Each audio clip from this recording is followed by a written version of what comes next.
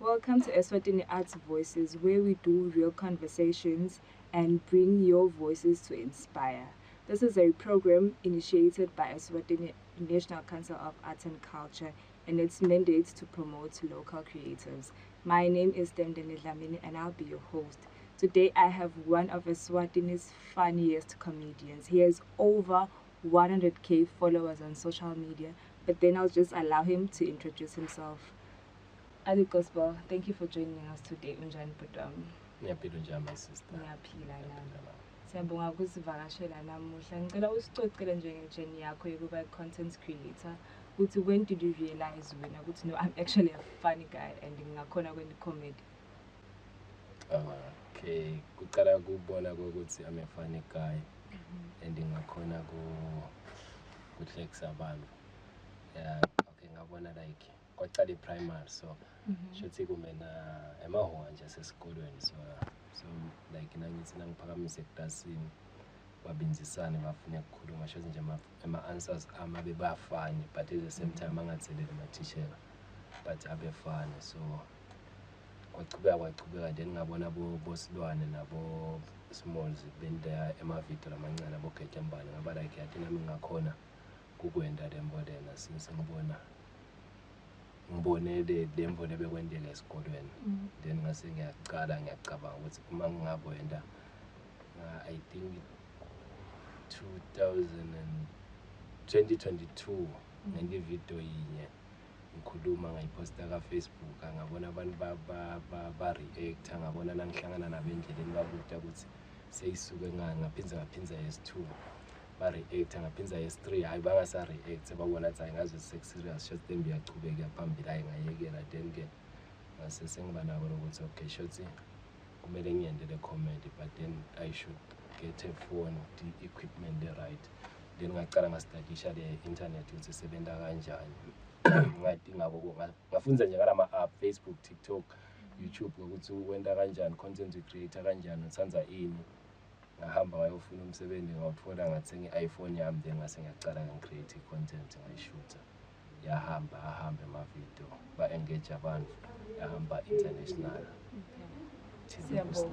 Siyabonga ukuthi usicocele ngejeni yakho. So ke since uyaposta kakhulu on TikTok wabona ngani ukuthi okay nyalo wena nayo content ofuna ukufocus akiyo naloku ukuthi nje le content yakho loyiposta ingani ngosicocela nje ukuthi yini involve nokukhuluma ngato? Okay, content yami i-representa i-life yemaphara so nje like ngiveta impilo yemaphara especially esikhathini esiningi ngiveta nje lama video ngathatha ikubona into letendiwa amajide gas lami khona then bese ngethatha i-video lena ngihambe ngishoot nje like ngenda into letendiwa maphara that's why nje i-audience yami vele ku machita because ngishootha ngale mpilo yawo so ngicala ngayenda ngathi hayi no ngicala ngathi angishaye maskiti kube ngiwatypeisha dating ephara ngabona hamba then ngase sengiyachubeka ngestikisha la wende nokuphara nje mostly.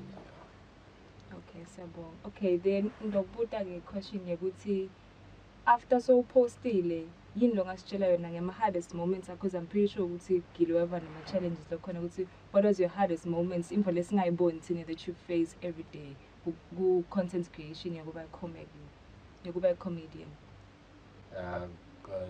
Kube shothi ngathi content yami ifuna ukuthi ngisebenze nabantu so nangisebenza nabantu ama challenges ngibena ukhanzakala ukuthi kude imali la eSwatini so khanzakala ukuthi labantu badzinga imali and then kude imali eSwatini. Okay, bese wenda ama video vela ahamba kakhulu but lokwenda nebantu so abakhona ukuyibeketelela ukuthi bangakhona ukuthi banganikela bacelele into for the content because kude imali so khanzakala ukuthi soba ne challenge ukuthi awushootha nabani khanze ukuthi sekwecisa imali ungashoot kanzi content ifuna ushoot every day. Social media nje ifuna ngazothi ungaba live uposte every day ama video uposte so manje ukhanza sikude le mali abantu bafuna imali so ukhanza uwedfana ushuthi content obongayiplan because kude le mali yokubhadala abantu osebenza nabo. Mina nje ngaqala ngisebenza neMajida aseBhunya sibane baseBhunya vele besilevel 5 sahamba sagcina sihlukene because imali. Then leyo kwenta le audience ukuthi iphume lenye audience because ayathi sinahlukaniswa yini labantu abasebenza nabo. So seyaphuma it's bese ngithanza abami bese ngithanza abanye yalo so introduce lamanye ama characters yabo kaza kusikuthini kube inkinga yemali ukuthi abanye ngeba khona bekedelela bekuchubeka wende into kanti imali yethi banetimbo lomele batende emakhaya yabo so akhanza sekubaya sala and uyaqhubeka ngalanga ukuthi wena you are the vision holder but then yalo nje nawungabuka like ngashiya lenye page benema followers lamane ngabuya ngacala lelinye because lona bese liwile ukuthi sengishinje ama characters so sengistart afresh lelinye lakhona abantu abadutse ngimi nalabanye abantu ngithemba ukuthi ke nabo sitahamba. Yeah. Okay, so basically wena uthi indaba yemali ngiyo lenta kube i-challenge ukucollaborate nalamanye content creators. Akuyindi ukuthi kube i-challenge ukucollaborate nalamanye content creators kwenta ukuthi kube i-challenge ukuthi wena i-content creators siqhubekele phambili neskit sakho because the skit the time creator uyakhula wathi uthi okay funa ngishaye so kanti sesisinga imali lesinye lesitako yabo kanti ukuthi wena kude le mali ekuqhubeka ukuthi wende. Okay, singakasuki endzabeni yemali kakhulu. Where do you see Eswatini right now nje indaba comedy? Is it growing?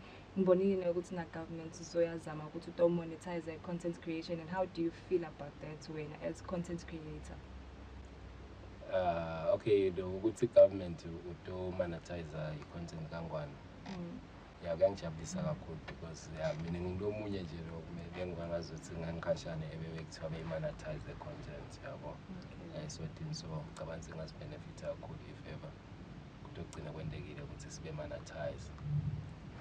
Yeah, ngicabanga sengazi benefit kakhulu nangabe kutogcina kwendekile ukuthi sibe monetize. Otherwise i-comedy kuleli ngibona ngazuthi iphakama kakhulu because ikhona leti ngonyati yawashaya ama-video even base South Africa uyababona intombi yabo bakhanze bacela kuma-comment la kangwane bathi sibathatha lama-comedy la kangwane bawenda ngasase South Africa uyabona thayithi izinga liseduru. Okay, siyabonga ukuzivetela lokho ukuthi ama-comedians la kangwane kahle uchaza uzama ukusichazela ukuthi ayasupportwa kakhulu and seyakhona ukucollaborate nalamanye ama-artists akulamanye emave. Okay, so to someone nje lohlete ekhaya lobukelayo ungathini kuye who's out there lofuna kwena i-comedy naye ukuthi but uyasaba yini lo ngayisho kuye ukuthi wena njengoba nawe wakhona kucala yena ngenta kanjani nje? Lobukela ekhaya ngathi akasaba aphumele eshashalazini ungesabi nje ungadlala likhono lakho usabe yabo funa ukuthi uthembe wena bese sokuthemba lo msebenzi because kuleti into leti khona la emhlabeni it's all about ukucala then ukusebenza ukumisela kwende ngesibindi nekudithemba nakutimisela then ngicabanga ukuthi ngingaba ngiloko nje lo hlele ekhaya ukucabanga ukuthi lotiva ngazuthi unema-jokes akhona kuhlekisa abantu sayi akaphumele balena vele acala ahlekise abantu bahleke abantu bafuna kuhleka and sonke siyakuthanda kuhleka. And then my last question is okay, since when I post skits online, can you just tell us what's the difference between stand-up comedy and post skits online? Because aside what's any difference? Na kona na kona, the difference. Okay. Ikona umehluko between stand-up comedy and skits longana. Actually, go into yinye so ma-comedians just that nalo munye no wenda stand-up usho lo wenda stand-up ngilokhethe kumembi webantu abahlekisa ababone ama-result wabona nyana la niyabona ushaya skit uhambe uposte bese ekhaya nabantu bahlekile nabale nababalike yabona kanzi kule stand-up comedy nama-result wabona nyana uthi okay uhlekile nangahleki ubona nyana uthi akahleki so ufuna ukuthi ne-solution fast ikhona umehluko nje khona umehluko. Would you consider ku-actor? Yeah. Njenganyalo nje kama I think ngifuna kushaya ngifuna kwinto ema-videos nje like ama-soap sort of ngafaka bo-YouTube yabo itimba leto edlala 15-20 minutes yabo. Okay. Ngisho ukuthi tabe still kune-acting. Yeah, nale stand up ngiyasenda. It's just that kusengakhona ukuthi ngisende kahle ngigcine ngisende kahle ngigcine kwatiwa ukuthi ayasenda. So ugcina sokwenda sonke-2. Ngikwenda konke-2 ngala ngi-Ali Gospel ngalana. Yeah, ngisaqala ukubona igama lala kule stand up. Ujika kancane nje kule ndzaba kuba ngi-Ali Gospel. At first nje mina I thought it has to do with bukhola and church. Uyakholwa? Yeah. Uthi yini yakwenda wena nje ukuthi decide ukuthi no mina ngi-Ali Gospel. Okay, but like ukuthi ngibe ngi-Ali Gospel bengifuna like igama lelingahluka yabona nje like takhona ukuthi belungu bali pronounce yabo balibide yabo.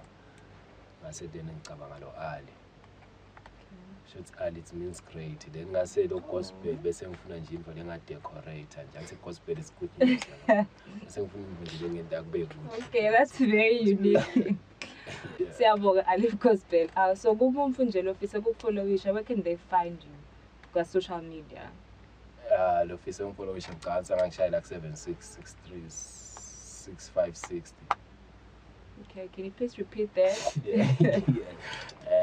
Yeah, lo fisa ukufollowisha ngakufollowisha ka YouTube. Okay. Ali Gospel kusile ka Facebook, Ali Gospel kusile Obuti Ali. Ka TikTok Ali Gospel kusile. Okay. Thank you so much. Babukeli siyabonga ukuthi nilalele episode yethu yanamuhla. Niyeva ukuthi yini bumcokwa bekuthi nangabe unelikhono ungalicala kanjani ulisebenzise njengoba senivile ijourney ya Ali Gospel. For more episodes ngicela ukuthi niqhubeke nisilandelele. Thank you so much. Until next time.